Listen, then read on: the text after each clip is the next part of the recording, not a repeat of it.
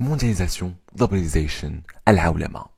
Vous avez sûrement entendu ce terme maintes et maintes fois, sans jamais toutefois parvenir à vous le représenter. Mais si vous cherchez un exemple de la mondialisation, il suffit de vous regarder dans un miroir. Les habits que vous portez, le téléphone que vous utilisez, la musique que vous écoutez, vous êtes un fruit de la mondialisation, son témoin vivant et son exemple indéniable. Mais alors, qu'est-ce que vraiment la mondialisation ? La mondialisation désigne le processus par lequel les relations entre les nations sont devenues interdépendantes et ont dépassé les limites physiques et géographiques, permettant ainsi à ces États d'intégrer un seul marché global régi par la libre concurrence et la libre circulation des hommes et des biens. De plus, celle-ci ne revêt pas seulement l'aspect économique, mais elle touche également la politique, la culture, la société ou encore l'information. Ainsi, ceux qui nous parlent de la mondialisation comme d'une nouvelle phase d'expansion du capitalisme n'ont pas tort. Il s'agit en effet d'une nouvelle chance pour l'humanité qui permettrait selon certains de connaître une ère d'abondance et d'essor mieux répartie et démocratique à l'échelle du monde, mais également de favoriser le pluralisme des échanges entre les États. Mais comment s'y prend-elle ? C'est tout d'abord grâce à l'unification de la langue des échanges, l'anglais, dont le pouvoir pourrait être montré via les réseaux sociaux, les séries télé, les films, mais également les livres qui sont en majorité réalisés dans cette langue. Et cela n'est pas tout.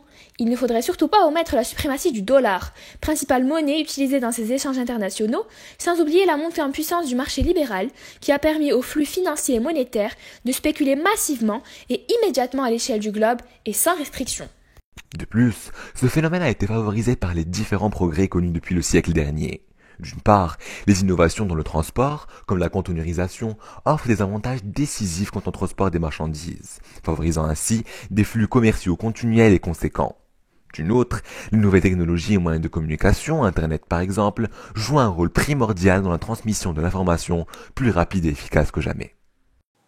Cependant, il est clair que ce processus n'est pas linéaire et se voit d'ailleurs controversé et freiné par certains obstacles, notamment les grandes guerres mondiales, accompagnées de la guerre froide, ayant suscité un déséquilibre mondial entre les blocs, accompagné également de crises économiques. On peut dans ce cas parler de la Grande Dépression de 1929 ou encore de la crise financière de 2008, sans oublier le retour du protectionnisme. Mais en dépit de ces discontinuités, la mondialisation poursuit toujours son processus. De plus, elle se voit également être la source d'inégalités. En effet, les opportunités qu'elle offre ne sont pas saisies par tous, et les inégalités entre pays s'accroissent indiscutablement, sans oublier la prolifération d'activités illicites. C'est pourquoi des régulateurs de la mondialisation comme les États s'imposent en fixant des normes, redistribuant les richesses et en aménageant le territoire.